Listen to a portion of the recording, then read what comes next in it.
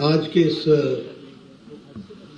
सम्मेलन में, जिसमें प्रकोष्ठ, अगाड़ी, हमारे सेल सभी इसमें उपस्थित हैं, उसमें मंच पर विराजमान हमारे प्रदेश के उप मुख्यमंत्री, मेरे वरिष्ठ साथी श्री देवेंद्र फडणवीस जी, हमारे बहुत ही जुझारू और कर्मशील और संवेदनशील मुंबई के अध्यक्ष श्री आशीष शेलार जी, हमारे महाराष्ट्र के प्रदेश के अध्यक्ष चंद्रशेखर बावनकुले जी, हमारे राष्ट्रीय सह संगठन मंत्री श्री प्रकाश जी, हमारे राष्ट्रीय महामंत्री सीटी रवि जी, हमारे सह प्रभारी जयभान सिंह पवैया जी, हमारे मंगल प्रभात लोढ़ा जी, मंत्री महाराष्ट्र सरकार में हैं, श्री अमित सत्तम जी जो जुहू के विधायक हैं, हमारे लोकप्रिय सांसद और संसद में मेरे साथी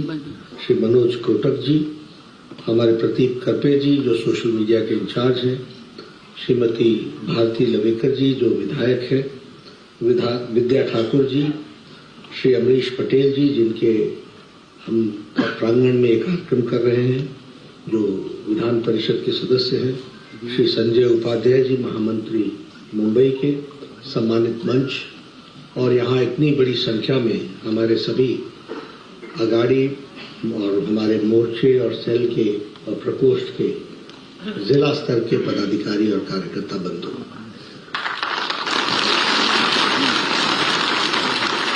सबसे पहले तो मैं आप सब लोग बड़े शॉर्ट नोटिस पर इतनी बड़ी संख्या में आप आए हैं और आपके नारों से मुझे आपके जोश का अंदाजा हो जाता है।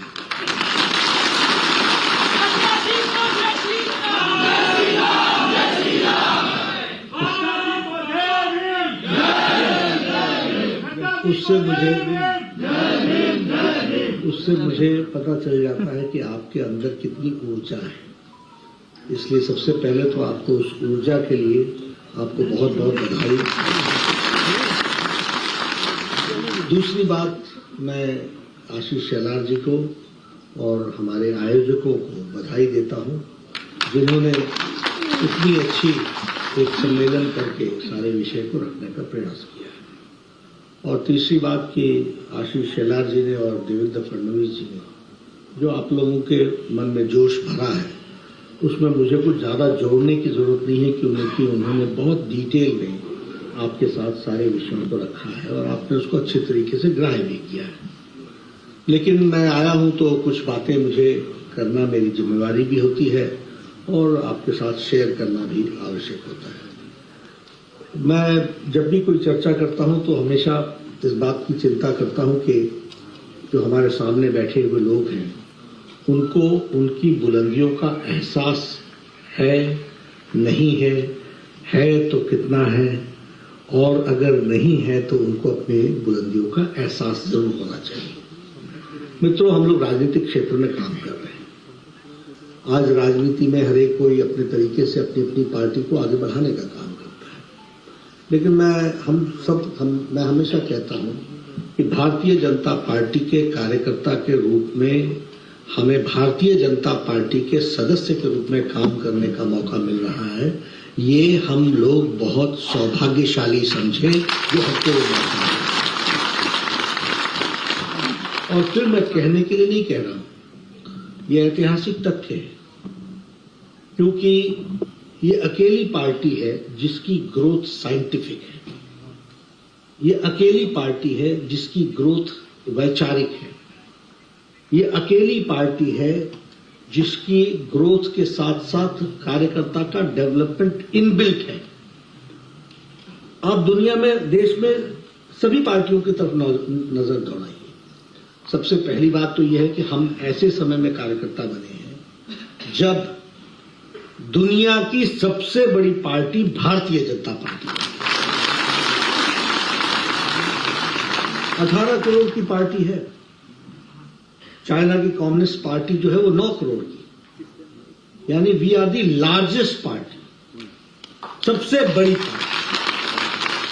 और हम ऐसे समय में काम कर रहे हैं जब हमारा नेतृत्व देश के प्रधानमंत्री नरेंद्र मोदी जी कर रहे हैं।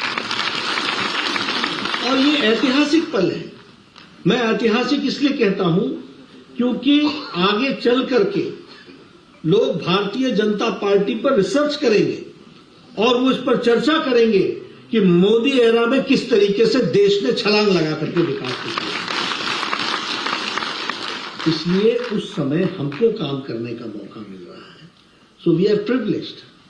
हमारे लिए बहुत ही सौभाग्य की बात है कि हम उसके पार्ट एंड पार्सल उसको अपनी आंखों से देख रहे हैं, उसको हम समझ पा रहे हैं, उसको एहसास कर पा रहे हैं। दूसरी बात कि हम अमृत काल में पार्टी के साथ जुड़े हैं।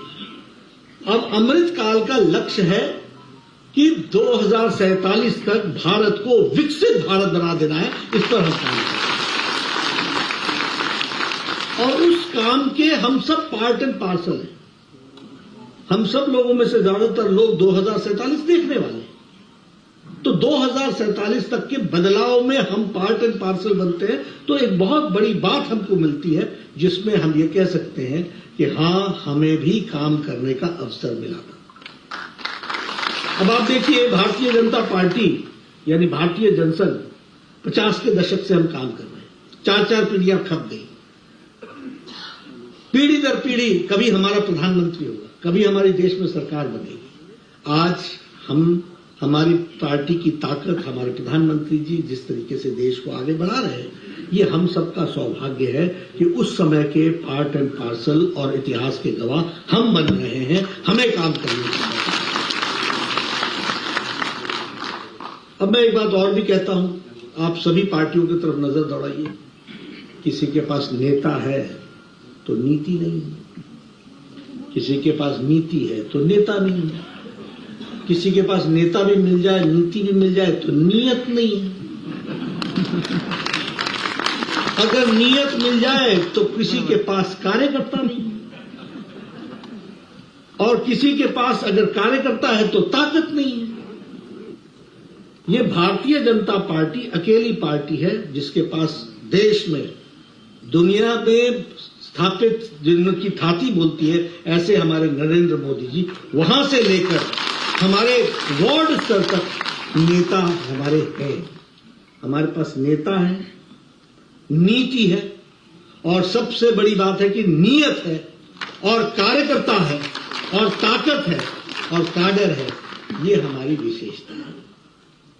इसलिए मित्रों, ऐसी परिस्थितियों में हम आगे न बढ़े या हम आगे न जाएं तो यह हम लोगों के लिए एक बहुत ही दिक्कत की बात होगी। ये हमारा चैलेंज है। ये हमें कोई कारण नहीं है कि हम कहें कि हमको दिक्कत है। हमें हमेशा और आगे बढ़ते जाना है।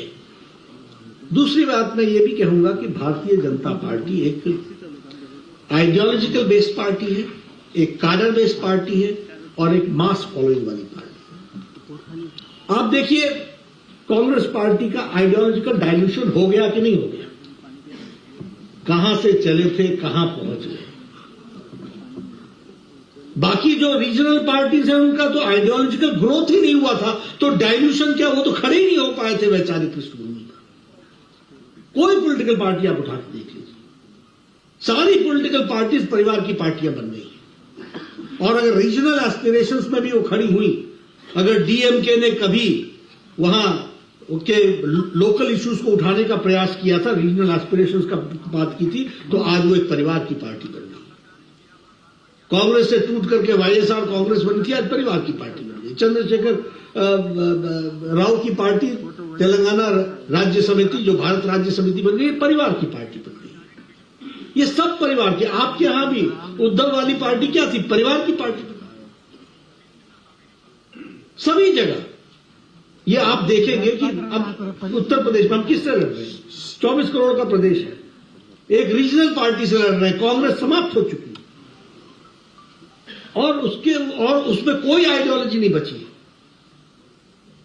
आपने देखा होगा कि अखिलेश यादव अतीक के लिए खड़े हुए, आइडियोलॉजी कहां चली गई, कहां खड़े हो गए जाकर के। अपने को आईने में भी देखने में शर्म नहीं आती होगी,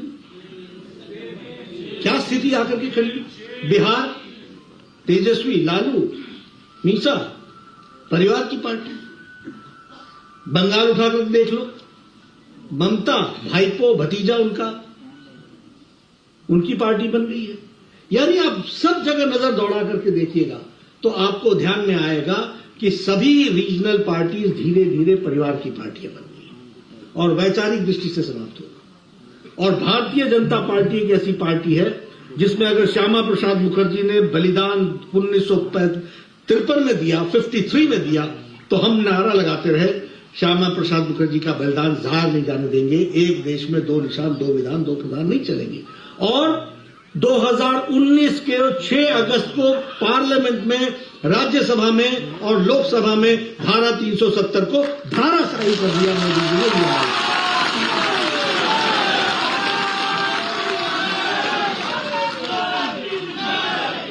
मोदी जी की इच्छा शक्ति और अमित शाह की रणनीति ने धारा 370 को धाराशाही किया। कब? 1953 में। एक देश में दो निशान, दो विधान, दो प्रधान नहीं चलेंगे।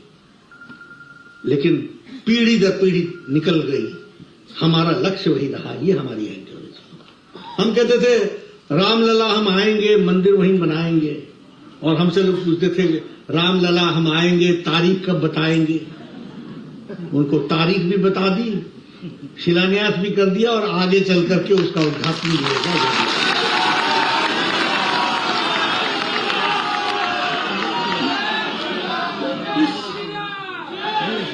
तो हम आइडियोलॉजिकल बेस्ड पार्टी है, हमारी विचारधारा को लेकर के चलने वाली पार्टी है। हमने हर मुद्दे को अपने ढंग से रखा है और स्ट्रैटेजी बदल सकती है, लेकिन हमारे उद्देश्य और हमारी नीयत और नीति वही रहेगी, ये हमको ध्यान रखना है। इसलिए हम आइडियोलॉजिकल बेस्ड पार्टी और कार्डर बेस्ड पार्टी तो हम बताते ही हैं कि 10,40,000 बूथ में आज हमारा काम 8,40,000 बूथ में पहुंच चुका है। हाँ, और हम रुकने वाले नहीं हैं, हम आगे ही बढ़ेंगे। आपने देखा होगा, प्रदेश अध्यक्ष जानते हैं, हर बैठक में मैं मॉनिटर करता हूं और मुझे कोई बोलता है मेरा कार्यक्रम हो गया, तो मैं कहता हूं जियो टैग भी डालो, लोकेशन भी डालो और फोटो अपलोड करो। सरल पोर्टल पर भी करो, सरल ऐप पर भी करो और नमो ऐप पर भी करो। तो ये इस साइंटिफिक डिजिटल दुनिया में हमको बढ़ना आगे, तो हमको सारे डिजिटल दुनिया का उपयोग करते हुए हमको आगे बढ़ना। लेकिन हम कार्डर बेस्ड पार्टी और हम मास फॉलोइंग वाली पार्टी हैं। आज हमारे 303 लोकसभा में एमपी, 93 राज्यसभा में एमपी, 13,800 के आसपास, 1,385 हमारे एमएलएज हैं, 100 से ज्यादा हमारे मेयर्स हैं, हजारों की संख्या में हमारे जिला परिषद के सदस्य हैं। तो हम एक ब्लॉक समिति के सदस्य हैं, हमारे कॉर्पोरेटर्स हजारों की संख्या में हैं। तो ये आज हमारी मास फॉलोइंग वाली पार्टी, 15 जगहों पर हम राज्य कर रहे हैं, एनडीए की सरकारें चल रही हैं। तो ये हमारे को समझना होगा कि भारतीय जनता पार्टी में काम करना ये हम सब के लिए सौभाग्य की बात है। इसलिए आप यहाँ अगर आए हैं तो आप समझिएगा कि आपके ऊपर ईश्वर की कृपा हुई। मैं आपको उदाहरण देता हूं, जब मैं स्टूडेंट था तो कॉलेज में हॉस्टल में हम रहते थे और कैंटीन में बैठते थे, तो हर एक का अपना अपना कल्चर होता है। तो कांग्रेस वाले, एनएसयूआई वाले जब भी आते थे तो सरकार की गर्मी में रहते थे, उन दिनों सरकार होते थे, तो हमको कहते थे Nadda you are right man in the wrong party, कोई फ्यूचर नहीं। आजकल मुझे पूछते हैं, मिलते हैं तो बोलता हूं आजकल तुम कहां हो? क्यों? क्योंकि हम कुर्सी नहीं देख रहे थे, हम विचार देख रहे थे और उस विचार के लिए लड़ने के लिए तैयार थे। इसलिए हम आगे बढ़े। हमारे कांग्रेस भाई होते थे, उनको आदत थी किसी सिगरेट पी करके गुलछर्रे छोड़ना, माओ, ये लेनिन, ऐसी बातें करते थे। आजकल मिलते हैं, मैं उनसे पूछता हूँ कहाँ रह गए भाई? अरे आपको तो मालूम था, हम लोग तो यूनिवर्सिटी तक ही थे।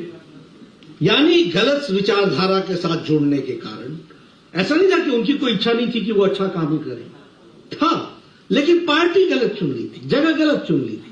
इसलिए हम अगर बाय चांस भी आए हों, बाय आइडियोलॉजी भी आए हों, बाय एनी रीजन से आए हों, we are in the right party, इस बात को हमको समझना चाहिए। और आप सब लोग पूरी ताकत के साथ इसको आप आगे बढ़ाएंगे।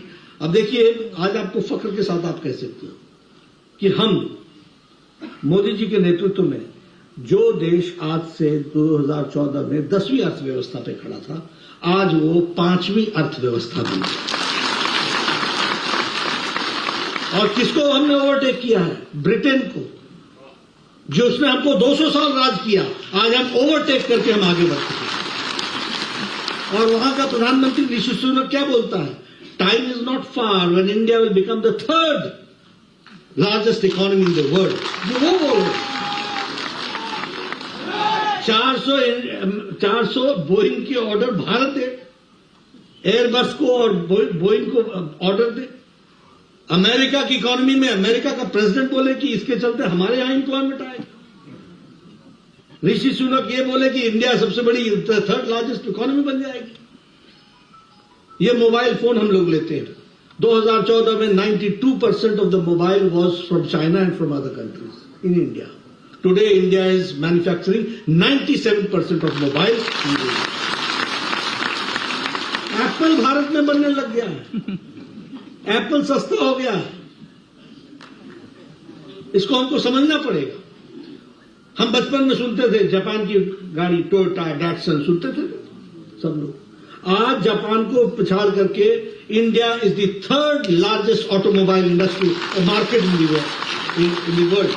जापान से हम ओवरटेक कर रहे हैं। अगर हम स्टील की बात करें, चौथे से हम दूसरे नंबर पर आ गए। एक आर्थिक दृष्टि से आप देखिए, इस समय अगर मैं आपको कुछ आंकड़े बताऊं, डेवलप्ड कंट्रीज और डेवलपिंग कंट्रीज में रशिया का इन्फ्लेशन रेट 11.8% है, इन्फ्लेशन रेट। इटली का 10% है, यूनाइटेड किंगडम का 10.1% है, ऑस्ट्रेलिया का 7.8% है और इंडिया 6.5 पर खड़ा है। दुनिया में मंदी आई है, कोरोना के और यूक्रेन की बात सप्लाई चेन पर पड़ी है, लेकिन यह स्थिति है। जीडीपी की बात कीजिए, चाइना की जीडीपी ग्रोथ जो है वो 3.2% है, फ्रांस की 2.5% है, जर्मनी की 1.5% है, यूनाइटेड किंगडम की 3.6% है, यूनाइटेड स्टेट्स ऑफ अमेरिका की 1.6% है और इंडिया की 6.8% ग्रोथ है। यानी जब सारी इकोनॉमी लड़खड़ा रही तो इंडिया मोदी जी के नेतृत्व में स्टेबल होकर के आगे बढ़ रहा है। अब ये परसेंटेज मैं कहां कांग्रेसी भाइयों को समझाऊं, जिनको समझ में नहीं आएगा। It is so difficult. भाई हम किसी के कुछ दृष्टि दे सकते हैं, विजन थोड़ी ना दे सकते। उसकी दृष्टि सुधार सकते हैं, विजन तो उसका ही होगा। जिसने देखना ही नहीं तो मैं क्या करूं। कुछ बातें सुन ली है, उसको लेकर के बढ़ते रहते हैं। हमारे यहां मोदी जी हर 1 महीने पर रोजगार मेला कर रहे हैं और रोजगार दे रहे हैं और उसके अवसर प्रदान कर रहे हैं। आफ्टर ऑल ये इंडियन क्या हुआ, सब लोगों ने कोरोना में फ्री बीज बांटे। मोदी जी ने यही पैसा गरीबी को समाप्त करने के लिए प्रधानमंत्री गरीब कल्याण अन्न योजना में लगाया, एग्रीकल्चर सेक्टर में 1 लाख करोड़ रुपए लगाया, एमएसएमई सेक्टर में इन्वेस्ट किया और सबसे ज्यादा 10 लाख करोड़ रुपए इंफ्रास्ट्रक्चर पर लगाया, जिसने भारत की इकोनॉमी को स्ट्रांग किया।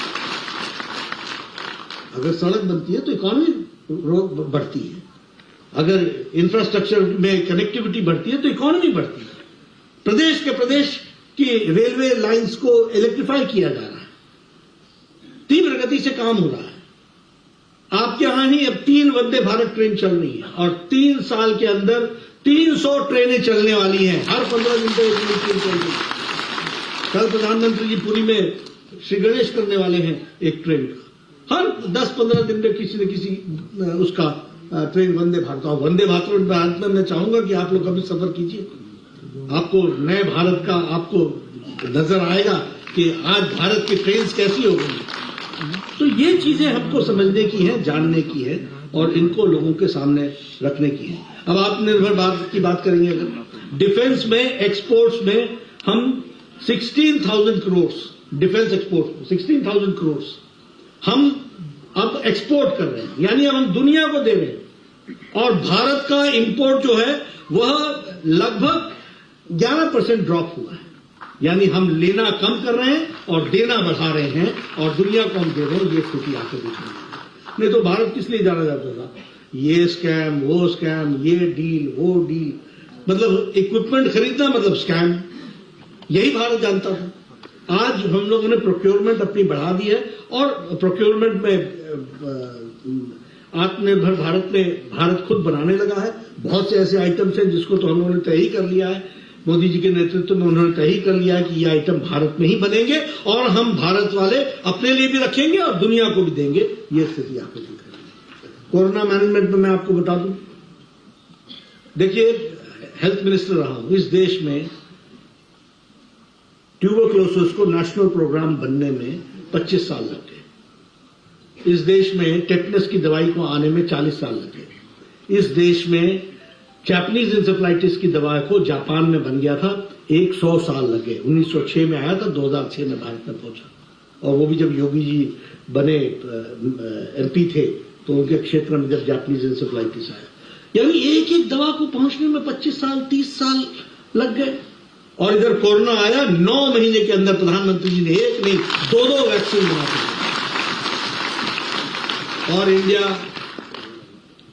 100% डबल डोज लेकर के तैयार है।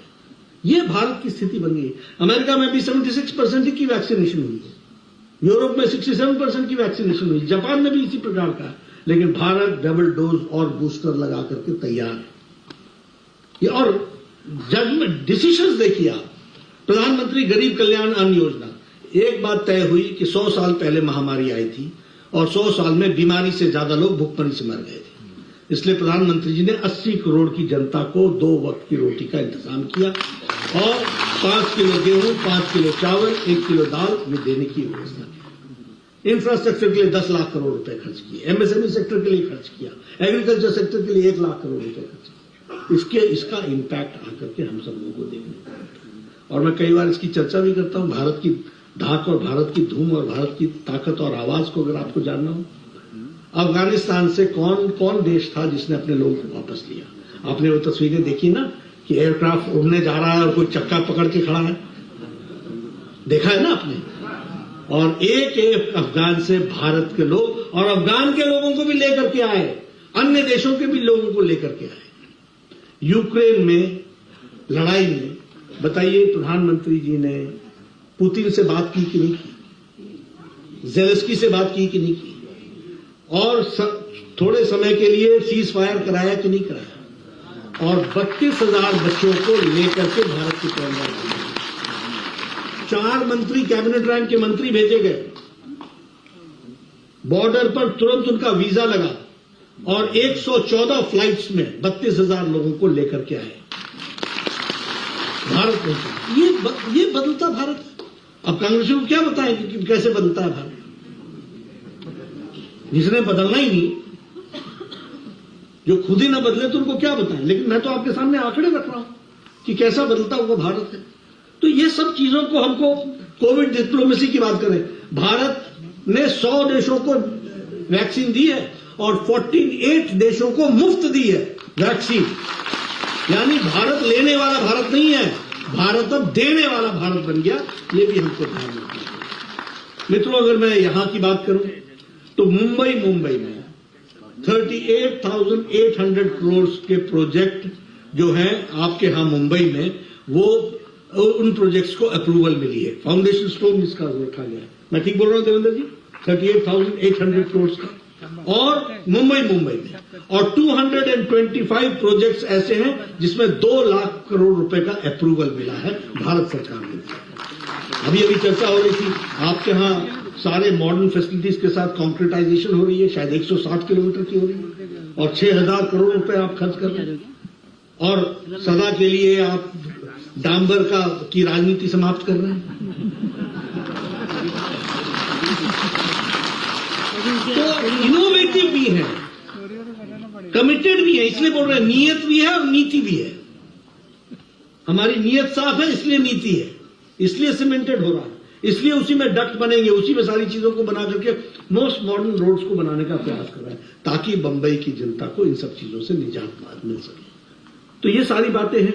उसी तरीके से मेट्रो रेल में लाइन में 2A और 7 का, उसको भी डेडिकेट कर दिया गया है।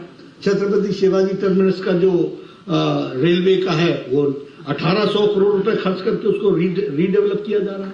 आप देखिएगा उसको वो किस प्रकार का, आप लोग कहते थे चाइना में ऐसा स्टेशन है, आप कहते थे वहां स्टेशन है, अब आप कहेंगे हमारे मुंबई में ऐसा स्टेशन।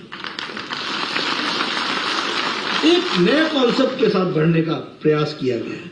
तो इसलिए चाहे मुंबई हो, चाहे महाराष्ट्र हो, चाहे कोई और हो, उसके लिए हर एक दृष्टि से अब नागपुर मेट्रो का फेज 1 जो है उसके लिए 8,650 करोड़ रुपीस दिया गया है। यहां से लेकर नागपुर तक की रोड 701 किलोमीटर के लिए 55,000 करोड़ रुपीस है बीइंग गिवन। इसलिए जब मैं बोलता हूं ना इंफ्रास्ट्रक्चर पर खर्च हो रहा है, तो इंफ्रास्ट्रक्चर पे खर्च होने से डेवलपमेंट कितनी फास्ट होती है। और ये सिर्फ सड़क नहीं होगी, इस सड़क के दाएं बाएं की जमीन की कीमत भी अलग होगी। सिर्फ सड़क ही नहीं होगी, इकोनॉमिक प्रोस्पेरिटी का बहुत बड़ा कारण बनेगा, जिसको हमको समझना चाहिए। तो ये सारी डेवलपमेंट्स को हम सब लोग आगे बढ़ाने का प्रयास कर रहे हैं। और प्रधानमंत्री जी ने पॉलिटिकल कल्चर ही चेंज कर दिया। अभी आशीष शेलार जी बात कर रहे थे, देवेंद्र जी बात कर, दोनों ने विकास की बात की और दोनों ने बताया अपना रिपोर्ट कार्ड कि हमने क्या किया, क्या करेंगे और क्या कर रहे हैं। आपने कभी कांग्रेस के स्टेट में कभी ऐसे इस तरीके का भाषण सुना है जहां वो आके बोलते हो कि मैंने ये किया? डिविजिव पॉलिटिक्स, लोगों को डिवाइड करना और डिवीजन में वोट बैंक की पॉलिटिक्स, यही वो करते थे। और भारतीय जनता पार्टी ने मोदी जी के नेतृत्व में पॉलिटिकल कल्चर को बदला है और आज जो कल्चर हुआ है वो डेवलपमेंट का हुआ है। उन्होंने परिवारवाद को चुना है, हमने विकासवाद को चुना है। और विकासवाद में भी सबका साथ, सबका विकास, सबका विश्वास, सबका प्रेम। और गांव, गरीब, वंचित, पीड़ित, शोषित, दलित, युवा, महिला, किसान, इनकी चिंता की। अभी किसान की दृष्टि से देखा जाए अगर, तो प्रधानमंत्री किसान सम्मान निधि 10 करोड़ 74 लाख लोगों को 2-2 हजार रुपए हर चौथे महीने हम दे रहे हैं, 6,000 रुपए दे रहे हैं। और देवेंद्र जी उसमें और जोड़ रहे हैं और वो 6,000 वो दे रहे हैं नमो किसान सम्मान निधि की दृष्टि से, तो 12,000 उनको मिल रहा है। और कैसे मिल रहा है? डिजिटली मिल रहा है। मुझे याद है 11वीं किस्त प्रधानमंत्री जी ने शिमला के रिज मैदान से, उन्होंने एक बटन दबाया और 15 सेकेंड्स के अंदर 10 करोड़ 84 लाख किसानों के खाते में 2-2 हजार रुपए पहुंच गए। दिस इज चेंजिंग इंडिया, जिसको हमको समझना चाहिए। इसलिए पॉलिटिकल कल्चर को भी बदलने का प्रयास हुआ है और बजट की दृष्टि से भी सारी चीजों को आगे बढ़ाने का प्रयास हुआ है। मित्रों, मैं आपसे एक निवेदन जरूर करूंगा और वो ये कि हम फ्रंटल ऑर्गेनाइजेशन जो होता है ना, वो आर्मी का इन्फेंट्री होती है, आप समझ रहे हैं, जो सबसे आगे चलती है। तो उसका काम होता है कि टारगेट सेट करना, कहां हिट करना है, कौन सी जगह नमी है, कौन सी जगह कमी है, किसको किस जगह पर देखना है और नए लोगों को अपने साथ जोड़ना है। ये फ्रंटल ऑर्गेनाइजेशन का काम होता है। इसके लिए हमको 2-3 चीजों को ध्यान में रखना है। एक तो हमारा यूनिफॉर्म ग्रोथ हो, यानी अगर ओबीसी मोर्चा है तो कोई एक ही जाति का उसमें ओबीसी में तो नहीं डेवलप हो रहा है, सभी जातियों में डेवलप हो रहा है कि नहीं हो रहा है।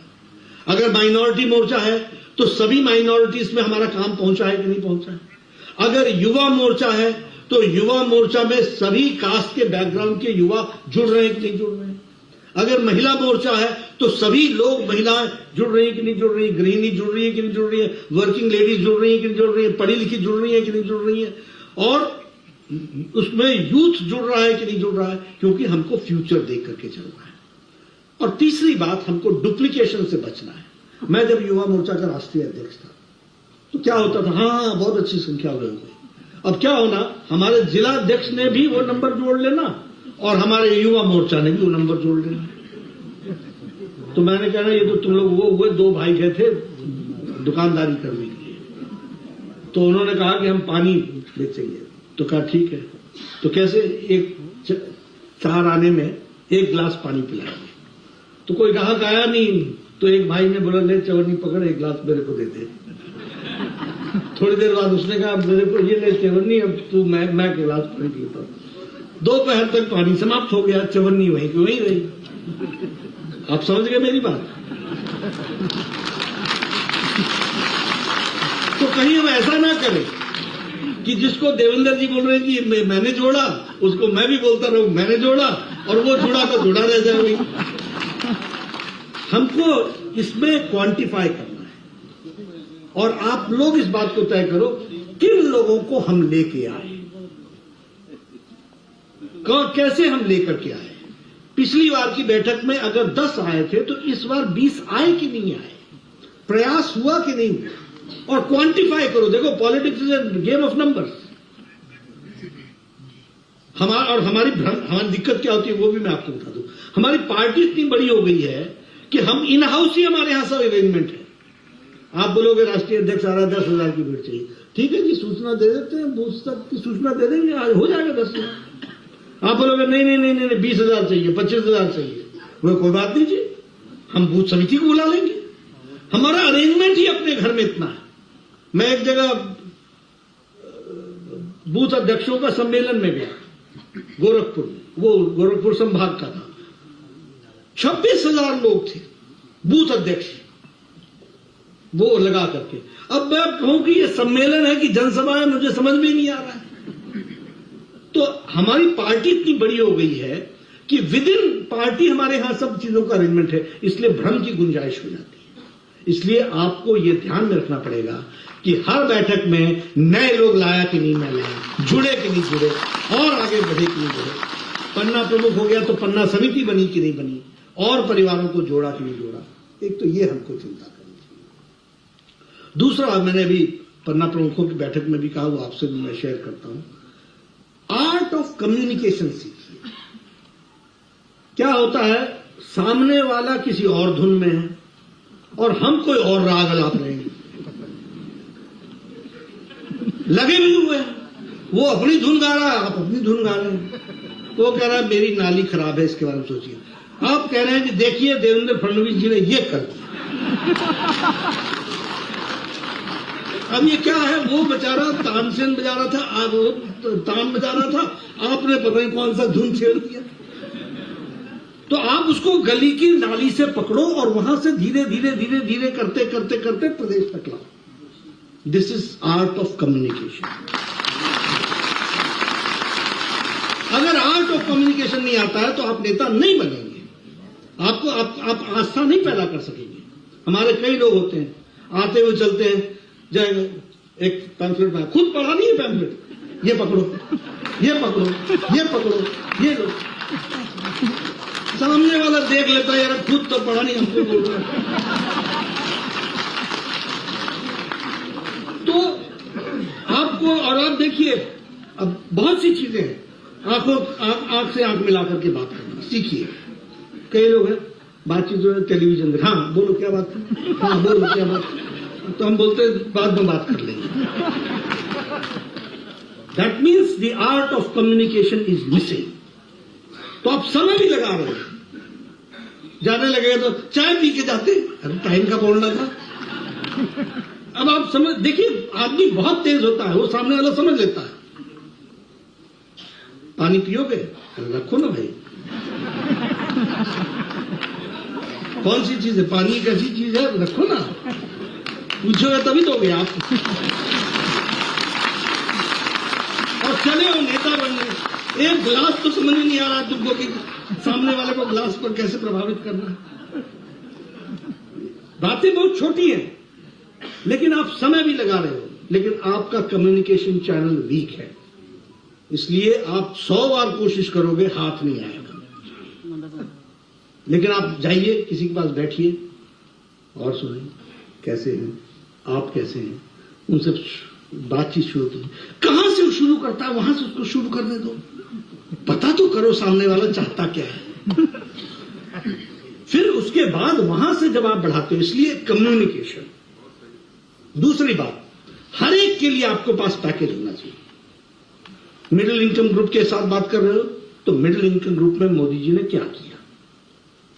अगर आप एस्पिरेशनल व्यक्ति के साथ बात कर रहे हो तो एस्पिरेशनल के लिए हमारे देवेंद्र जी ने क्या किया। अगर आप एकदम marginal section of the society के साथ बात कर रहे हो तो उसके लिए हमने क्या किया, और वो बोलना तब है जब उसके मन में भूख या जिज्ञासा जागे। अपने से हमारे लोग क्या होते हैं, एंटीबायोटिक इंजेक्शन एक ही इंजेक्शन रखते हैं, देखो माने न माने उसको जरूरत है ना। सामने वाला पढ़ा लिखा है यार, तुमसे ज्यादा जानता है, दिन में ज्यादा टीवी देखता है, उसके पास ज्यादा इंफॉर्मेशन है, और तुम अपना इंजेक्शन लेके चले हो। हमेशा कम्युनिकेशन में इस बात को जानो कि सामने वाले की जरूरत क्या है और उसके अनुसार उसकी दवाई दो, तब विश्वास बनेगा। इसलिए टॉकिंग पॉइंट्स हमारे पास रेडी होना चाहिए। कौन सा चैप्टर किसके लिए है, जो जिसके लिए चैप्टर है, यूथ है, वो आपको शुरू इस तरीके से कहा, you don't know life is something else. Yes but what do you feel, आप उसी से पूछिए, फिर वो शुरू करेगा, फिर उसके 10 इरादे निकलेंगे, फिर आप कहिए कि दीज आर द क्वेश्चंस, इस पर तुम्हारा क्या कहना है, तब धीरे धीरे आप उसके साथ कम्युनिकेट कर पाएंगे। लेकिन हमको इतनी पेशेंस रखनी पड़ेगी। इसलिए मैं आप सब लोगों, क्योंकि आप हमारे आगाड़ी हैं, आप हमारे फ्रंटल ऑर्गेनाइजेशन हैं, आप लोगों के बीच में जा रहे हैं, तो हम देखिए, आप सिर्फ इंडिविजुअल नहीं है, आप चलते फिरते भारतीय जनता पार्टी के दूत हैं।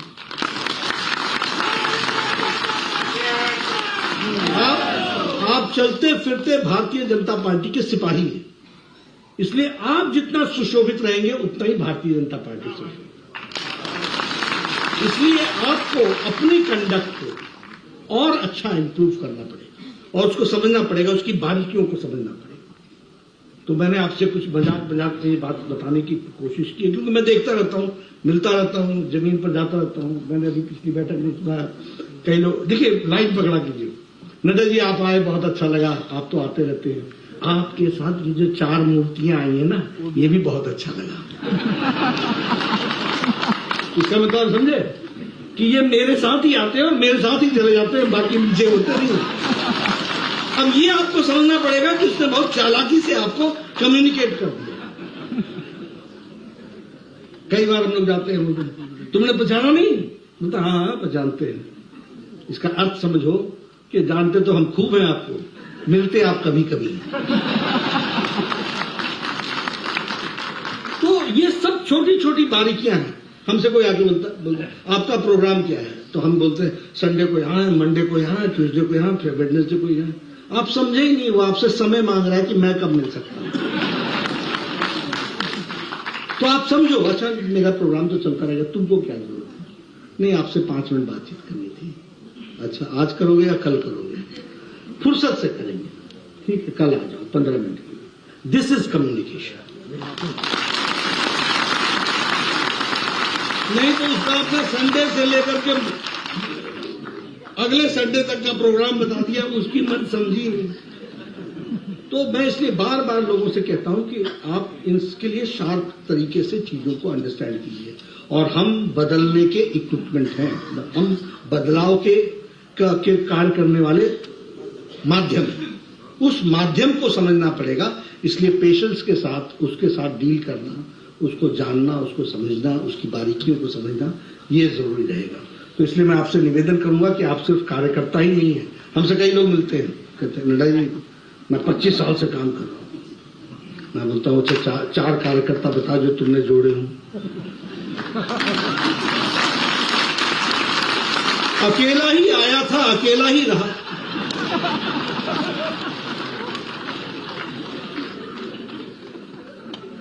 ये हमको समझना पड़ेगा। देखिए पॉलिटिक्स में हमको पॉलिटिकल पार्टी के लिए काम कर रहे हो तो हमारा कंट्रीब्यूशन क्या है? What is our contribution?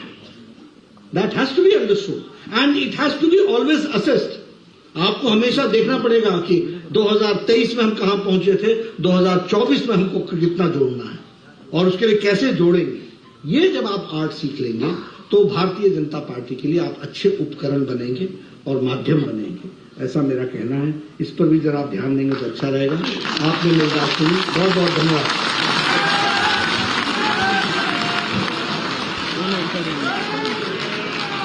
बहुत बहुत धन्यवाद अध्यक्ष जी, आपने बहुत ही सरल भाषा में